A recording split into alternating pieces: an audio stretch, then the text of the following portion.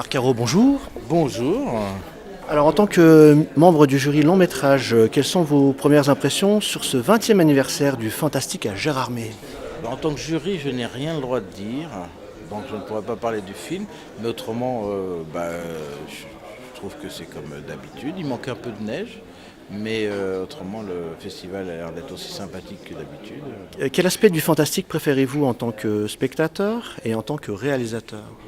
La science-fiction, donc est-ce que c'est fantastique, je ne sais pas, mais et dans l'aspect fantastique, j'aime beaucoup ce qui nous est venu de l'Asie là, ces derniers temps. Et cette année, il y a un film aussi qui vient de cette partie du monde. On taira le nom. On dira le nom parce que je n'ai pas le droit de le dire, mais donc non, moi j'aime. De toute façon, j'aime toutes les formes de fantastique, mais. Tarantino a toujours considéré que la musique était l'esprit du film. Est-ce que vous partagez cette opinion? Alors, l'esprit, je sais pas, mais pour moi, en tout cas, ça fait partie intégrante du film. Je pense que c'est même 50% du film. Je trouve que les grands films ont toujours une grande bande son. Donc tous les chefs-d'œuvre sont toujours marqués aussi par des grands compositeurs ou des grandes bandes son. Et Tarantino justement est très inspiré par la musique dans son écriture. Est-ce que vous êtes inspiré vous-même par la musique? Souvent, oui. Souvent, des fois, il y a des séquences entières qui viennent de la musique et de la bande-son. Mais je ne me limite pas juste à la musique, moi. Je pense que ça fait partie d'un tout. Je pense que les dialogues ont une musicalité aussi. Je pense que le bruitage, le son, proprement dit, fait partie de l'immersion du spectateur dans un univers. Et pour écrire, est-ce que vous vous placez dans un univers particulier? Est-ce que vous êtes isolé ou est-ce que vous aimez être dans le bruit? Non, non, non, j'ai pas de. Ça peut venir de n'importe quel endroit. J'ai pas une genre de petite, un petit cocon dans lequel je m'enferme. Ça peut être partout. Vous arrivez de vous relever la nuit pour écrire? Euh, oui, ça m'est arrivé pour noter des idées, pas pour réécrire dans la folie de l'inspiration, mais oui, des idées, lignes comme ça, des intuitions. On fonctionne beaucoup par intuition. Alors parmi vos différentes casquettes professionnelles, laquelle vous a fait le plus voyager au sens littéral et au sens figuré? Là, c'est vrai que, bon, réalisateur forcément, puisque c'est ce qui me permet d'avoir le plus de casquettes possible. C'est vrai que quand j'étais juste dessinateur, on est quand même en voyage beaucoup moins, même si on voyage, c'est un voyage plus intérieur. Un autre voyage qui a été assez important, c'est par exemple des collaborations. La dernière qui m'a emmené aussi au Japon avec Gaspard Noé pour Enter the Void. Donc effectivement, ce sont des voyages aussi.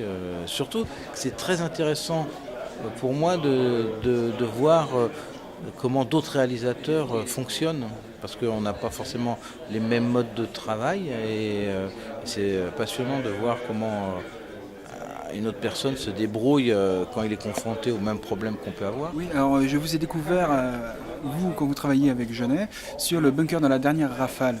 Est-ce qu'il y a encore une actualité pour ce court-métrage qui revient régulièrement dans votre carrière?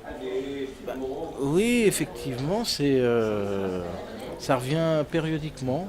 Ce film m'a marqué, je suppose. Par ma coupe de cheveux, déjà. Et puis, secondo, parce que lors du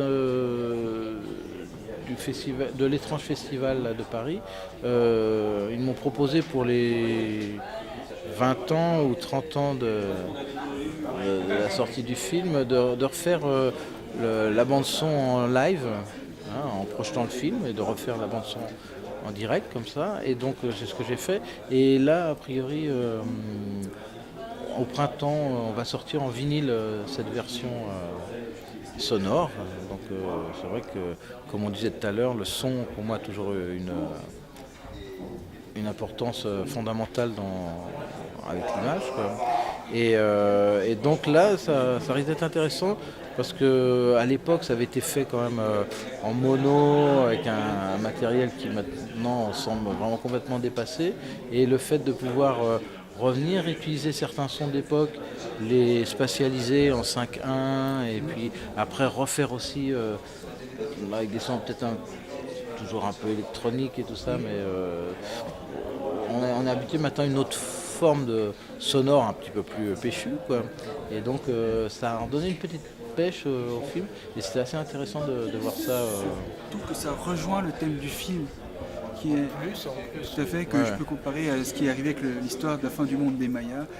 où, Qui n'a pas vraiment eu lieu a priori, c'est un mais bon. éternel recommencement. Tout à fait. Voilà. C'est vrai que la thématique de l'éternel retour était déjà présente. Très bien. Bon, vous souhaite de passer un très bon festival. Merci beaucoup. Merci.